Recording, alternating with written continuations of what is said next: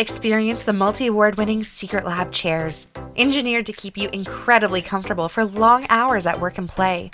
Select the Throne, Omega, or Titan series of gaming chairs that Forbes.com calls an amazing gaming chair providing sublime fabric comfort and excellent back support. Order yours following the link in the description for a special offer, only for Go Lurk Yourself listeners.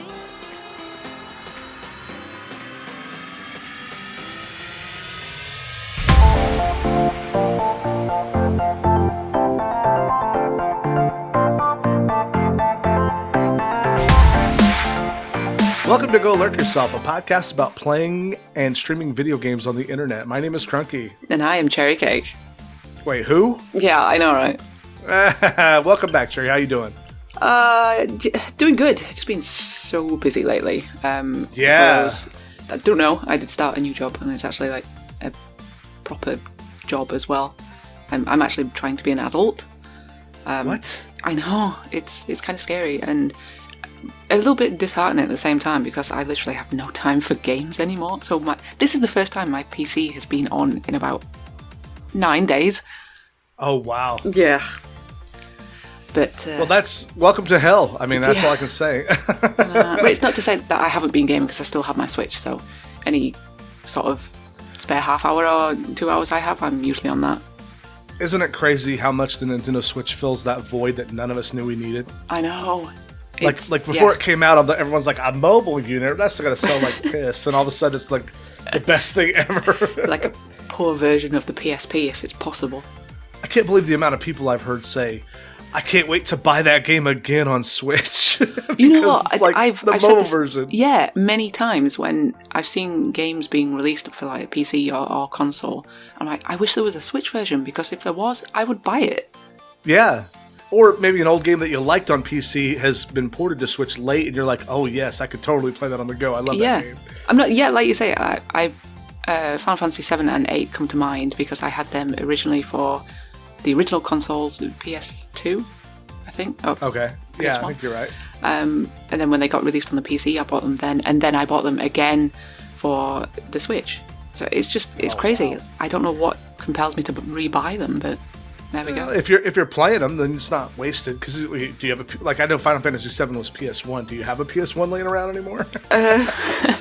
No, that's a good point. Well, speaking of Final Fantasy, let's talk about game delays. And before we talk about game delays, let's talk about this podcast has been delayed. So longtime listeners know that we really when it was just me working full time, it was a challenge for us to get this podcast out in December. And now that Cherry is working full time too, we've really been struggling to get podcasts out. So hopefully you guys are still sticking around, listening. I titled this episode, "This podcast has been delayed," for a little bit of a cheeky in joke, but we do want to talk about gaming news. I mean, that's one of the things we talk about here. So before we get started on that, let's talk about anything you've been playing lately, Cherry. Well, again, going back to the Switch because I haven't been able or willing to sit at my desk and play a PC game or a console game even. At my time, specifically over the Christmas period when we that mad kind of 2 weeks where it stretches into New Year's as well. Yeah. I absolutely poured my heart and soul into Stardew Valley. Oh, really? Yeah. I got that, I think, at the begin, the first week in December or whenever it was. I think it was on sale. And I was like, yeah, I've been wanting it for a while, and it's quite a nice portable game to just pick up and put down. And I now have over 100 hours in it. I was super busy, but I found 100 hours for Stardew Valley somewhere. God, well, it's funny when you get like a half an hour on your lunch break, and or whatever. And you can, especially with the Switch, you can kind of sneak in some sessions here and there, and that adds up. Well, yeah, like when again over the Christmas period when we're in between making food or waiting for food to cook or opening presents or spending time with family, just that, like you say, that half hour where you're waiting for something to happen. Just take the Switch downstairs and just play it. And that's just what I did. I mean, who has time for family anyway? Jesus. I know, yeah. What do you think this is, the holidays? Well, that sounds fun. So that's one of those games that I really love the idea of it. I used to play Harvest Moon way back in the SNES days. Yeah, I've heard it's similar, yeah. It's very similar, but whenever I watch people stream it, the freaking watering sounds drive me up the walls. This makes me have to pee. I'm supposed to. Like, I gotta go to the bathroom. There's something just really like pleasing and very calming about the whole game, because everyone knows what Stardew Valley is. It's you're a new farmer, I guess, who goes to your granddad's house, I think. And I think you're right, yeah. Yeah, you get a farm, so you can do whatever you want with it. You design it how you want. And I think that aspect of it is what keeps me going back to it. Does this sound like a beer opening? Good timing. What are you drinking today? Just beer. Well, I mean, what kind of beer? I don't know if you guys get it. It's called Peroni. Well, no, but maybe somebody in the audience knows what it is. I'm drinking American Swill Michelob Ultra. Oh, that's the only beer you can have, though, isn't it? I sneak other ones in from time to time, but this is the only. If I'm going to have beer, it's the only one I should have. Yeah.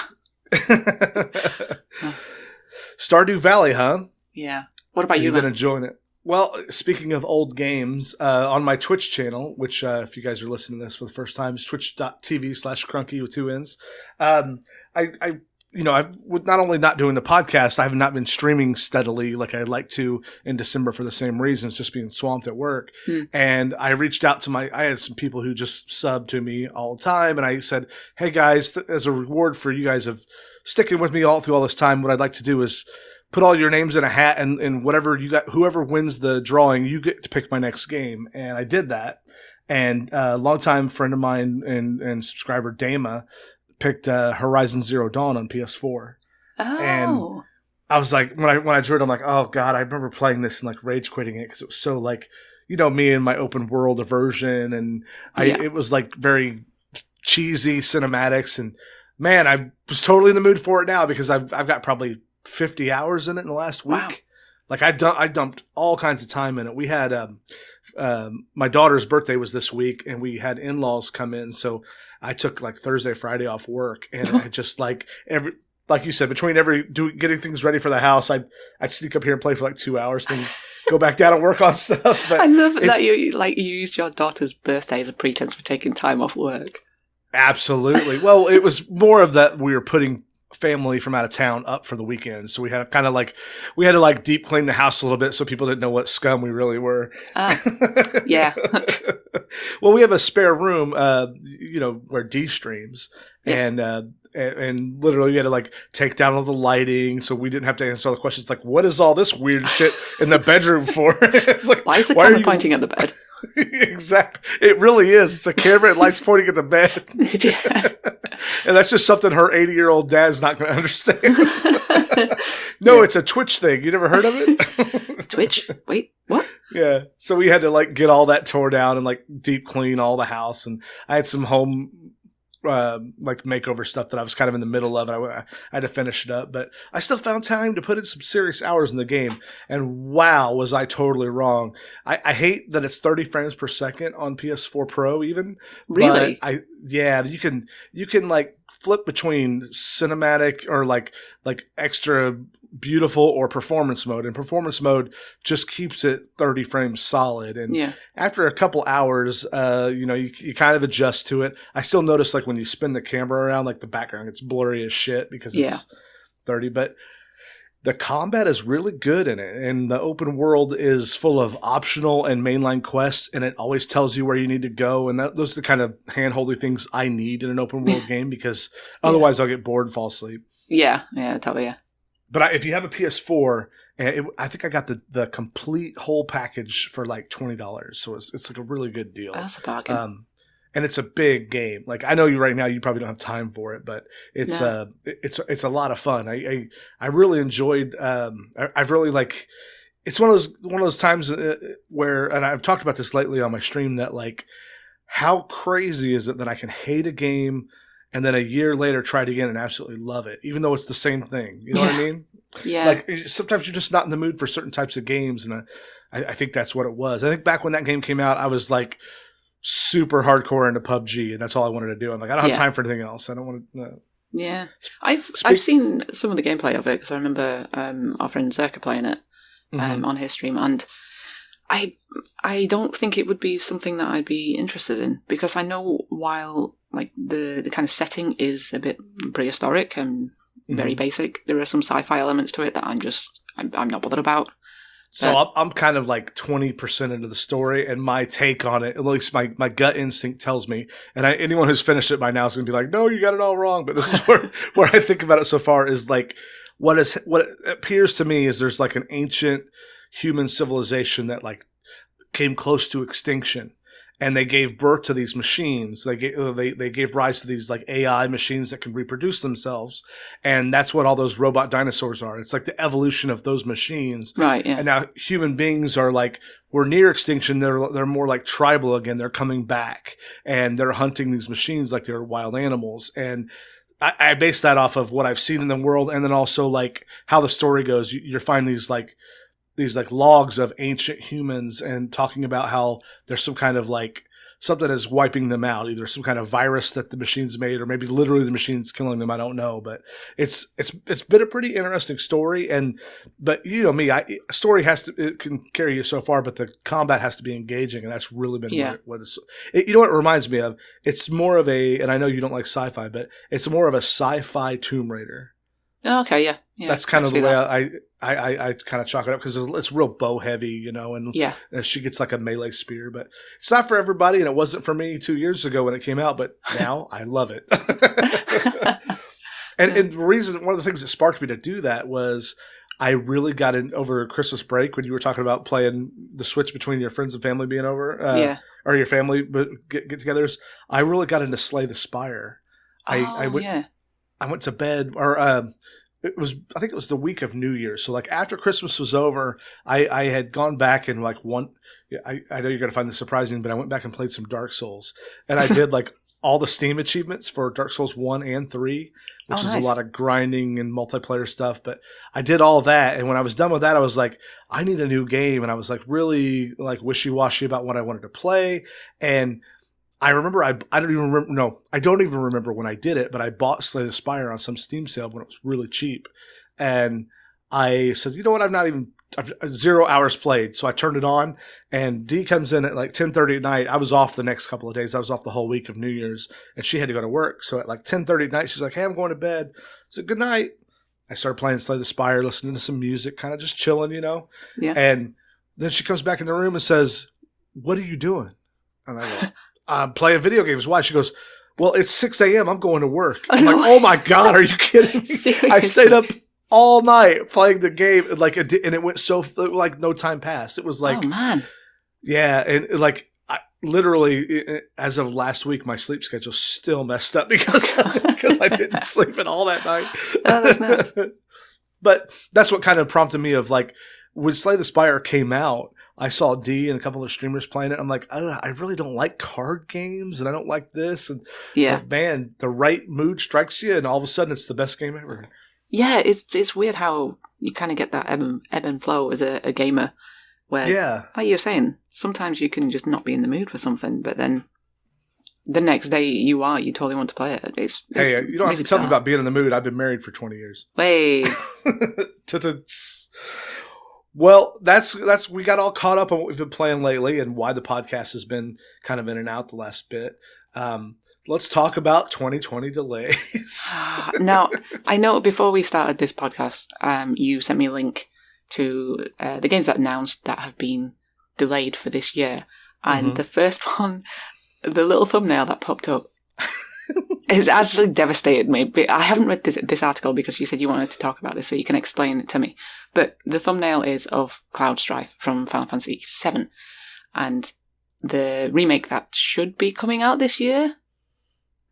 Please tell me that it is still coming out this year. It's just been delayed. It's not. It was originally supposed to come out from on March 3rd, and then they bumped it back like a month. It's April 10th. Okay, that's fine. Yeah. I thought you were going to say it's being next Christmas. Oh God, that's fine. Absolutely. Well, fine. I mean, to be fair, that doesn't mean they won't push it back again. This is true. Yeah. When they only push it back a month, that's a pretty strong sign of that they've thought it through and calculated it out. Yeah. It's not like Cyberpunk that is now in late 2020 release. I think September. Let me Yeah. just pull up and double check. Yeah, Cyberpunk got pushed back from. Actually, it's not even on this list. That's how it got pushed back to September. I'm pretty sure. I don't know the exact date, but this. Here's how many delays there have been. This article was published on January 15th, 4 days ago, and it doesn't even include the Cyberpunk delay. Oh dear. Yeah, it is September. Apparently, that is going to get delayed until. Which, Yeah, like, it was previously supposed to come out April 16th and September 17th. Yeah, 5 months later. I was talking to my friend that had told me about this, and we were kind of discussing like the possible reasons of why it's been delayed, which is fine if they have an actual decent reason for it to be delayed. If there's technical issues or if they feel like the game isn't finished, it's fine. But I would hate it to be delayed purely for the fact that they want to build more hype around it, which it already has enough hype anyway, and I don't think it's going to live up to it. I have to believe that.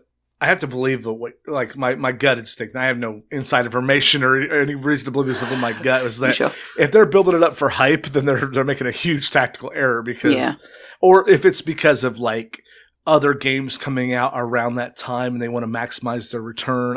I don't think so. But Cyberpunk or CD Projekt Red, the company who made that, they said the game is finished, but we want to have time to polish it better. And you know. But I disagree with that because why give the release date in the first place if you know that at that point that it's finished, fair enough, but you still want to add some polish to it?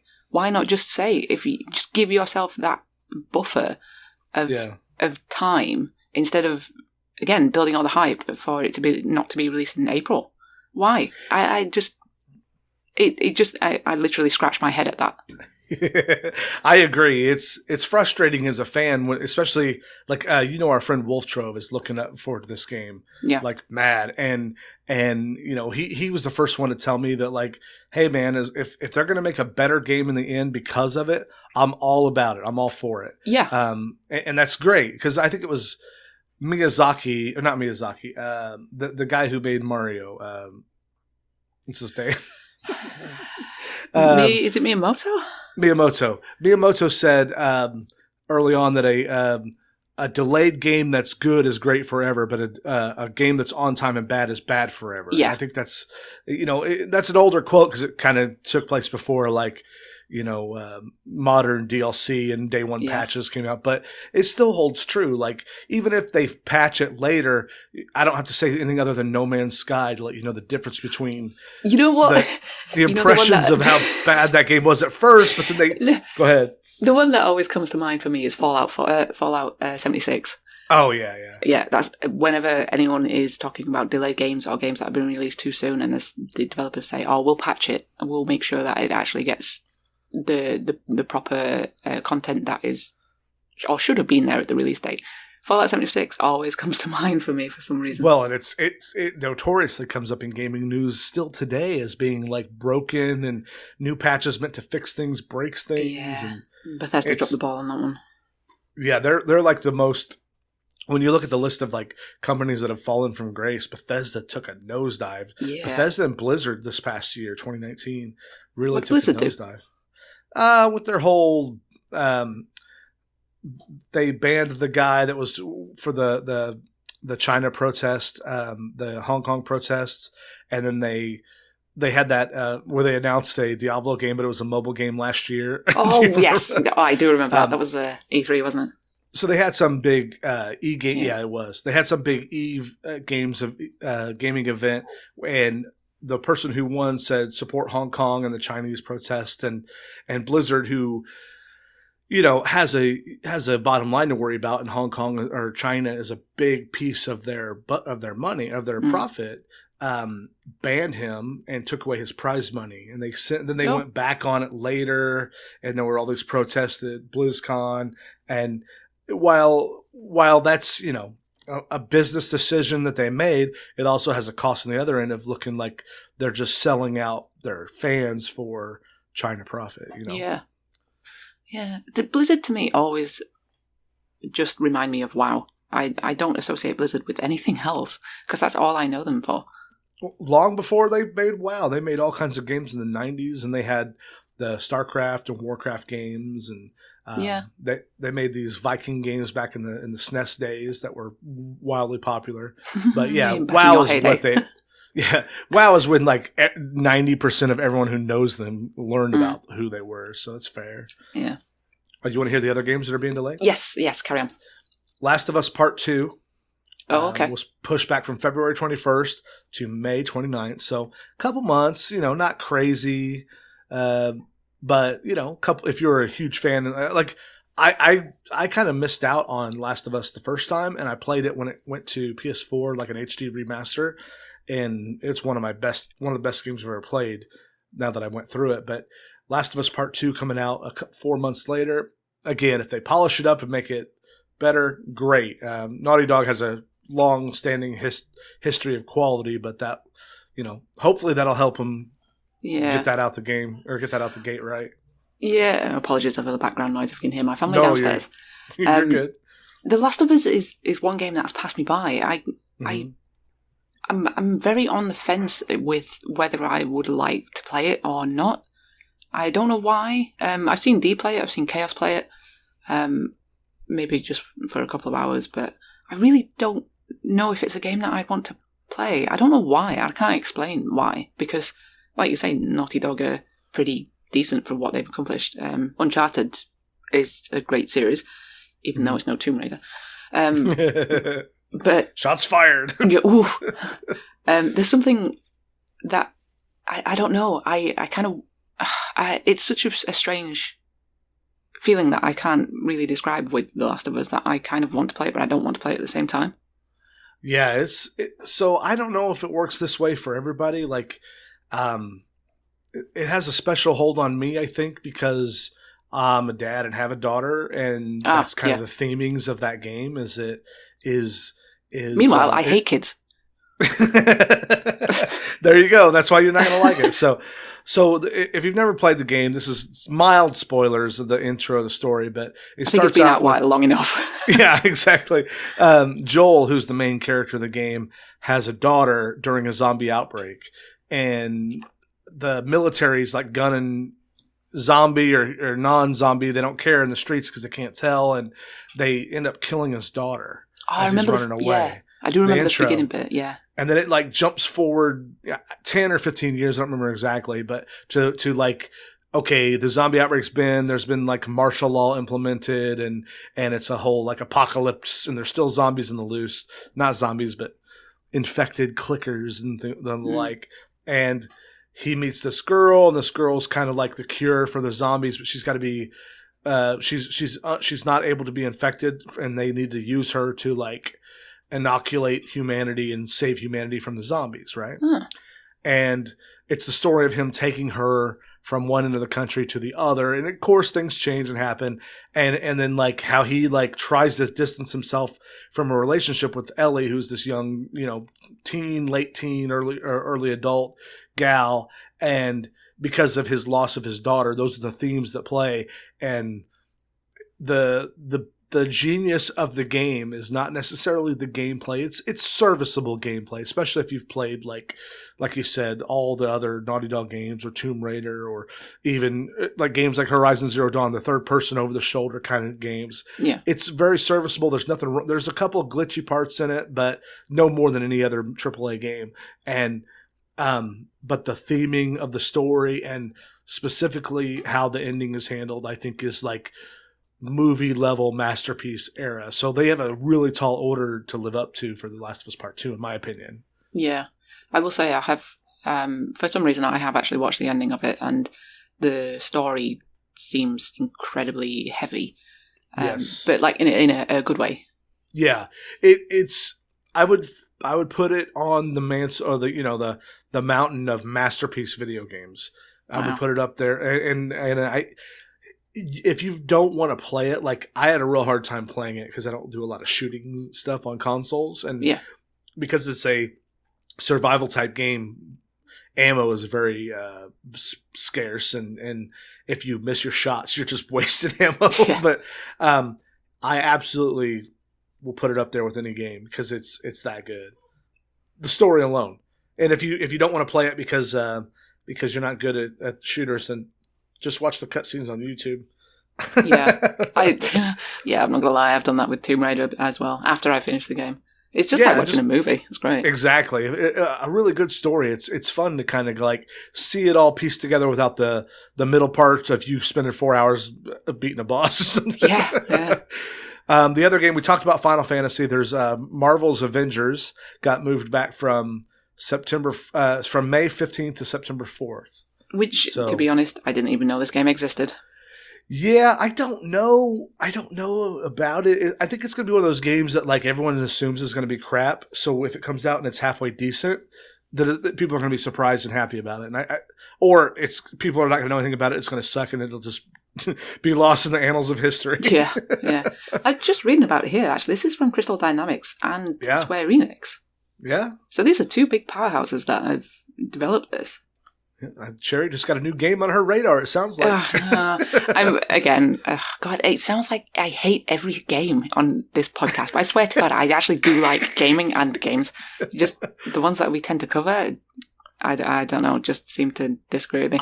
But superhero stuff isn't one of my favourite things. I probably like it slightly more than sci-fi stuff.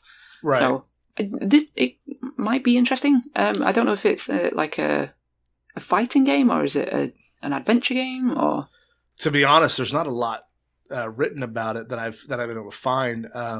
I think it was a little bit of like the games as service type game, so it's going to be like a grindathon with a lot of in-game purchases. That's been the hubbub I've heard, but a lot of it's been kind of under wraps, and with them pushing it back till fall next year. Yeah, I don't know, man. I don't know. You know what? Crystal Dynamics needs to get off that horse and get on to Tomb Raider 4. Just saying. Well, you kind of correct the things that they botched in Tomb Raider. Well, they didn't even do Tomb Raider 3. A subdivision of them did that. Yeah. Which was unfortunate because that's the whole other story. Anyway, we won't get into that. Well, instead of talking about games you hate, let's talk about games I hate and talk about Animal Crossing New Horizons. March got moved back from... I'm surprised there hasn't been like a riot with this being delayed for the mad Animal Crossing fans. Oh, there have been. If you just you've been immune to it. You've been busy working in the real world and not listening to children cry about their children games getting pushed back. I think it got pushed back to, what does it say, March 2020 to vague 2019. It had a vague 2019 release window. Got pushed back to March 2020. Yeah. So, I like jokingly shit on Pokemon and Animal Crossing for being kiddie, but I get why people like them, and I don't begrudge anyone who loves these games. I love games that some people hate, and that's okay. But it's funny because like when I came to Twitch, there was a group of people, B-Shiv and some other people who've been on the podcast early on who absolutely love Animal Crossing, and I'm like, I agree with you guys on so many things, but Animal Crossing is where I draw the line. It's just a farming simulator, and I think what it was is a lot of those guys are like. You're quite a bit younger than me, and they're younger than you. And I think they played it when they were small, and they were like much more impressionable. So I get that. There are things I loved as a kid that I will fight to the death. 1980s Transformers TV show is still good. I stand. Oh yeah, no, I agree with you on that. Yeah. I think the one thing that I can't get past with Animal Crossing while it is similar as it is to Stardew Valley, albeit in a different kind of animated style, is their voices and their talking. The gibberish, yeah. Yeah, I cannot get on board with that because it just drives me nuts. The whole time. I remember when Banjo-Kazooie did it. It was the first time I saw it, and I was like, oh, this is kind of neat. It's a way for them to get around voice acting. And this is in, like, 1992. Or this is in 64 days, yeah. Yeah, I'm like... Or 96. I'm like, oh, this is kind of the in-between until they actually implement good voice acting. And they're still doing it in 2020. This gibberish bullshit. But the thing is, like, it's not just, like, a section. It's the whole thing that they go over. Like, I could maybe stand it if it was just one sentence. But it's literally the whole talking style. Oh, God. I've probably talked about this before in the podcast. I'm sorry if I'm repeating myself, but I remember as a child when the SNES came out and Super Mario World was brand new. I was at a friend of mine's house who had it before I did, and I'm watching him play it, and I'm like, this is the greatest thing I've ever seen in my life. Because it was like the next generation of Mario Brothers, right? And we're playing, and we're playing 2-player, and his grandfather, who's long since passed, comes down and goes, "This is the loudest, most annoying noise I've ever heard in my life." And I'm like, "This is beautiful Nintendo music, and you're calling it garbage." Oh, no. Oh. And then now I am that person here some 30, 40 years later. You damn kids. Get off my lawn. You damn kids and your Animal Crossing and your gibberish voices. It's annoying. Get out of here. Look, it's 2020, all right. They could spring for voice acting. I mean, they could, but it's Nintendo. Well, yeah, true. But you know what? In all honesty, let's say someone at Nintendo said, "You know what? Let's put voice acting in." Can you imagine the fan outrage of like the people who love Animal Crossing? They're like, "Oh, that voice, that's the wrong voice for so-and-so." Yeah. It's not Animal Crossing anymore. Exactly. God. This is not my Animal. So a little side note. My D and I were talking. We're huge Star Trek nerds. You know this. Oh yeah. And there's a new Star Trek series coming out like next week. Ooh, the Picard one. Yeah, the Picard one. Yeah. And we're like, to put it mildly, we're geeking out a little bit about it, and we're excited about it. And I'm reading like on YouTube because I've searched for Star Trek stuff before. I get all these like fan, like there's just pre-outrage about the show before it's even come out. Oh God! And people are like, "This is not my Star Trek," and and I'm like, it reminds me of in the '80s when the Next Generation with Picard first came out. Yeah. There was a very vocal group of, I'm just going to say, old crybabies who loved the original series, who were like, "This is not my Star Trek," and it's still happening decades later. No, that's kind of tragic. Are you sitting down? Go on. I got bad news for you. Watch Dogs Legion got delayed. I'm not going to lie, right? When I saw this on this list, I had forgotten about it. But I was really intrigued by it when I saw it on E3 last year. So I think it's something that, even though it has been delayed until October. Looks like it, yeah. Yeah, I don't know if it's just because it's set in our country. It's set in London, isn't it? Oh, yeah, it is. Yeah, near future. So it's not quite sci-fi. It's just like a little bit. Yeah. But the Watch Dogs series, I think, is unfortunately a series that has flown under the radar, because I think that it has quite a good base game to it, but it's just kind of missed the mark. So I have been curious about this series. So I think with this one, if I remember that it is actually coming out in October, I think I might pick this up because it looks really cool. I've never actually played a Watch Dogs games, to be fair. So is it kind of like a GTA game? It kind of reminds me of. Yeah. I guess you could say that. It's very open-worldy, and you get to hack into everything. And one of the things that actually made me laugh out loud on the E3 presentation was, I think you get to be like a little old lady, and you go around and kick crap out of each other. Yeah. Nice. So, you know what? I did see Watch Dogs when the PS4 came out. I think it was Watch Dogs 2 I bought for my nephew, and this is a real stupid story, but we resurfaced my driveway at my house one day. He was like 16, and we resurfaced the driveway, and I was like just wiped out from all the physical labor. And we had got the PS4 and got Watch Dogs earlier that day, and he came in after we did all this work. He's like, "I'm gonna play Watch Dogs." I'm like, "Okay," and I was watching him play it, and I fell asleep on the couch. I woke up at like 8 o'clock the next day, and he'd stayed up all night and beat the game in one sitting, or got almost to the ending in one sitting. Wow. He said it was the best game he'd ever played. It has a cool concept to it. Whether it hits the mark on anything, we'll have to see. I don't know. We'll have to listen to the October podcast where you review it.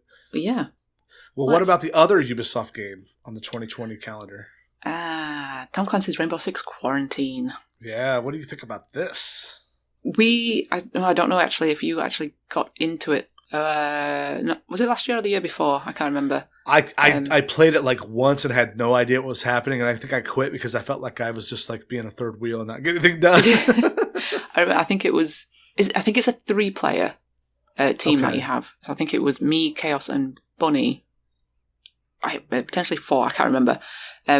But the concept of it, I don't know if it's going to be the same. It was a bit like Left 4 Dead. Okay. You had to make it to a point by before getting overrun by zombies or infected people, hence it being quarantine. Defend a point at a certain point and for a certain amount of time and extract whatever it was, which it was fine. It was quite a different change of pace to the normal Rainbow Six usual style game. But one of the downsides to it was because it was only a 3-player team or a 4-player team, I can't remember. It was limiting in that aspect of it. And my PC at the time, before I got my graphics card upgrade, run like absolute garbage. So my memory of it isn't the best. But I would be quite happy to see this being played again and play it myself when it eventually gets released. Yeah, I'm interested for sure. It doesn't have an actual release date, according to this. It says sometime after April 1st. Oh, God. So there's no definitive release on when it's going to be. Is there a worse release date than April 1st? It'd be funny. I don't know. I've got like I've got a little bit of like whiplash, and I'm real hesitant about anything Tom Clancy after the Division 2 and that Breakpoint game. I had some friends who like, oh, that Breakpoint game's really fun, and every time I played it, I was like, my head was nodding back. I'm like, I can't stay awake. It's just there's no like I knew there were things to do, but like I wasn't invested in it at all.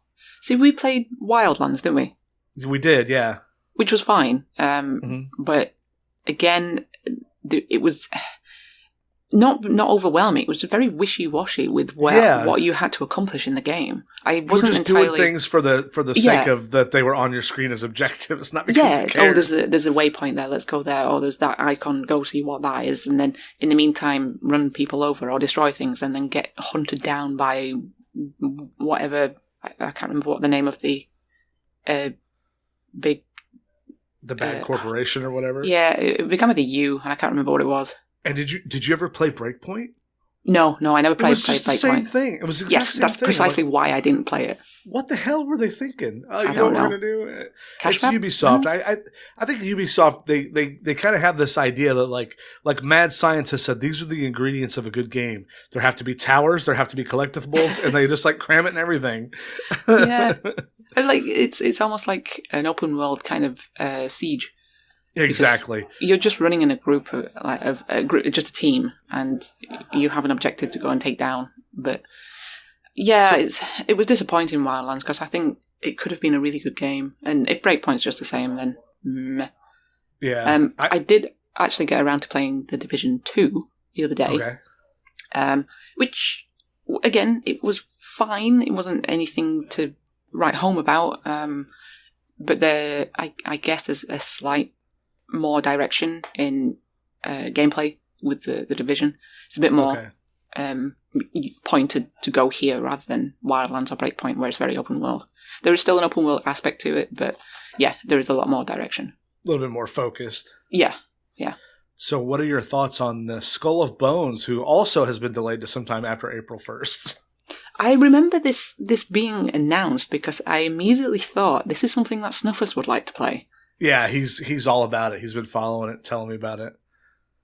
I don't know. I don't understand the appeal of pirate games. I think it might be my generation. Like when I was really, really young, my parents, when they would tell you like, do you want to play pirates? Do you want to play cowboys and Indians? It's a very American thing. I'm like, no, that's what old people play as kids. Fair enough. And I think this is why you don't like sci-fi, because it's like what your parents thought was cool when you were a kid, right? Well, my dad did watch a lot of Star Trek when I was younger. Yeah. So I get that. Like it's like your aversion to what your parents like is immediate, right? But the Skull and Bones, it's another Ubisoft game. It's going to be like their answer to hopefully to Sea of Thieves or what was that garbage pirate game that came out? We all tried. No, I'm kidding. The other garbage bird. The other one that came out that was like early access, unfinished, broken mess. God, I can't remember the name of it. You don't mean Atlas, do you? I do mean Atlas. Oh God, I suppose it's on the sea, I guess, isn't it? Yeah, it was. Well, they build it as a bit of a pirate game too. Yeah, true. Yeah, this one, Skull and Bones, is purely sea based, right? There's no like I couldn't land. tell you. Couldn't tell you. I don't know. I don't know too much about it. We'll have to have Snuffers about it. Yeah, we'll have to get him on when it gets closer and have him talk about it. Yeah. Well, the one game I am looking forward to and I will play is the Doom Eternal, which got pushed back to March 2nd. I think it was originally going to come out last year, and then they moved it back to March 2nd, or March 20th, not 2nd. So this is a complete new Doom game. Yeah, it's basically like an evolution or a iteration on the Doom 2016. Right. Yeah. Doom 2016 did something really creative and interesting on the first-person shooter side of having your health and ammo and stuff comes out of doing like crazy maneuvers with like taking down enemies. Like if you get an enemy close to death, you can do a brutal move that like finishes them off, and if you do it correctly, it rewards you by giving you extra armor, extra health, extra ammo, and they're kind of basically having an iteration on that where there's more jumping, there's more like swinging on ropes, and there's different maneuvers you can do with melee and takedowns to get even more stuff. It's way more fleshed out. I watched a 30-minute YouTube video about like early look at it, and it looks very exciting, and it's all focused on keeping you moving all the time, moving and like interacting with enemies and planning your not just your shooting, but your actual, spatial awareness. And I think it looks really good. Like it's a good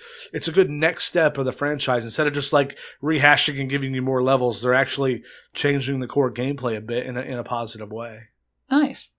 Doom is something that I never really got to play as a kid because I think it was a bit too violent for me. And I say that having played GTA. Yeah. You can kill hookers, you just can't fight demons in hell. Yeah. When I was a kid, I wasn't really into any big FPS. So yeah, although that kind of genre wasn't something that I wanted to play as a kid, I did get I got a Doom for Switch a few months ago, and I can't remember which one it was off the top of my head. It wasn't like the early ones. No. I don't know. Actually, I wonder if it was 2016 one. Did it look more modern? Yeah, I think I told you about this one. It's the scary one. The one's got a lot of jump scares in it. Doom 3? Possibly. I didn't know Doom 3 was on Switch, but it doesn't surprise me. I don't know. I could probably just have a quick look. But yeah, I did get that one. And I did play it for a little bit, which is fine. I think Doom 3 is it's one of my favorite ones of all. Doom 2016 is a much better game, but I loved Doom 3. It has a place in my heart because we talked earlier about how like it's the game for you right now. Like I loved it. Yeah. Well, other than these delayed games, are there any other games in your radar for 2020 you want to talk about? Honestly, no. Final Fantasy VII Remake has absolutely clouded my vision to anything else. Well, that's good. That's going to be. I'm looking forward to playing that one too because I never played the original. See, I absolutely am looking forward to what you make of it. Yeah, because it's kind of rare to find someone that hasn't played the original or someone that is excited for the remake that hasn't played. Someone that is excited for the remake that hasn't played the original one. Well, that's me. I'd like to see. Yeah, I'd like to hear what you have to say for it and what you make of it because I'm not gonna lie, it is weird. It's a Final Fantasy. Sure. The story is very messy. Final Fantasy VII is probably, I would say, easier to understand than the later Final Fantasies because they do go a bit off the deep end. Final Fantasy VIII is one of my favourites, and I still have no clue as to what the story is. So, well, you know what? There's sometimes a story is great to have in a game, but sometimes the atmosphere and the feelings that it evokes and the look and the things, those can carry a long way. One of my favorite games of the Wii generation, whatever generation that is a game called Xenoblade Chronicles. And it has this, like the story is kind of convoluted. It's very heady at the end, but it has this feel and this like yearning to it that I can't really describe in any other way of saying other than saying that. And it's one of my favorite games of all time because of that. Yeah. And in fact, that carried over into Xenoblade Chronicles 2, which I loved that game despite feeling like a pedophile or a weird creep every time I played it because Like, Wow. if you've not seen that game, the girls in that game are like falling out of their clothes, like it's disturbingly over the top. It's a JRPG. It has to happen. Have But you seen Tifa? Come on. Yes, exactly. But even in the terms of that genre, it's like way over the top. Yeah. And by over the top, I mean boobs falling out. Oh, it's like Dead or Alive. Yeah, exactly. Like Ugh. real gratuitous and like, Yeah. and I probably said on this show, I know I've told you before, like the game is so good it doesn't need that. But I don't know. Yeah. Yeah. Dead or Alive is just a stupid volleyball game or whatever it is. I've never played The one. gameplay is definitely secondary in that game. Yeah, like that's they're just trying to push titles by putting boobs on the cover. I don't agree. I think it kind of diminishes the art form, but I get it if you're a game studio and you can't make good games. Well, you got to move them somehow. Well, exactly. What catches the eye, I guess. In more ways than one. Yeah. It's funny because the biggest game I'm looking forward to this year is also a remake, and it's Resident Evil 3. Oh yeah. That Resident Evil 2 was a huge surprise to me. I loved it, and I never played the originals, so I look forward to playing Resident Evil 3, and hopefully it's a similar experience. Resident Evil series is one of those series that, while I'm too scared to play it, I would happily watch other people play it. Because, oh yeah, again, what you were saying then with Resident Evil 2 remake, it was so beautiful and absolute joy to watch. But it was something that I would never play because I'm just too scared. You just pee yourself. Oh, completely, yeah. But I'm absolutely happy to watch, especially with Resident Evil 3, because that's Nemesis, if I remember right. It is. When I was a kid, that was the only Resident Evil that I ever played. And I never finished it because it was too scary. It's far too scary for a kid. But yeah, I'm excited to see how Nemesis looks in HD as well. Yeah, which for sure. I imagine is going to be gross. But yeah. Well, there's a trailer for it. I'll post in the link here if you guys want to go Thanks. see it. Appreciate it. I'll watch that just before I go to bed. Just before you go to bed, you won't get any sleep. Yeah. When is that released, Dina? I don't know off the top of my head. I think it's March. But I'll have to look it up to find out for sure. Are you looking it up right now? I hear you. I was trying to find it, but I can't see anything on it at the moment. My other game that April 3rd. It's on April. Oh, that's pretty soon then. That's decent. Not too bad. Fine, it doesn't get delayed. But your other game was what? Hollow Knight. Silk Song, which is kind of... We've been talking about that for like a year, it feels like. Yes, it got teased at last year's E3. But there was no release date. There was speculation that it would come out before the end of the year, but obviously nothing has appeared. There is also, I think, rumours that it is due in June. I think someone has claimed that the release date has been leaked by some German website, but I don't know if that's true or not. There's still no release date, though? No, not as yet, no. Oh, man, that sucks. But there is a lot of... especially from the trailer that they showed at E3, there's a lot of gameplay involved, and it looks very, very fleshed out. So when that drops, I don't know, but I really hope it is this year at some point, and hopefully not towards the end of the year. Because at least I hope if it doesn't get released before June, that they would show something at E3 again, or more, and actually give a release date at E3. Maybe they'll do that whole show it at E3 and it's available now. If they do that, I'm leaving work for a week. You got to take a week of work off. Yeah. Well, I think that we've touched up. We've got caught up on into 2020. It's a new year for gaming. It's a new year for the podcast. Look for some changes on the podcast. Hopefully, have Cherry back a little bit more often when she has the time. And Cherry, it's been good talking to you again. Yeah, it's been nice to catch up, man. All right. Well, we'll see you guys next week. Bye. Bye.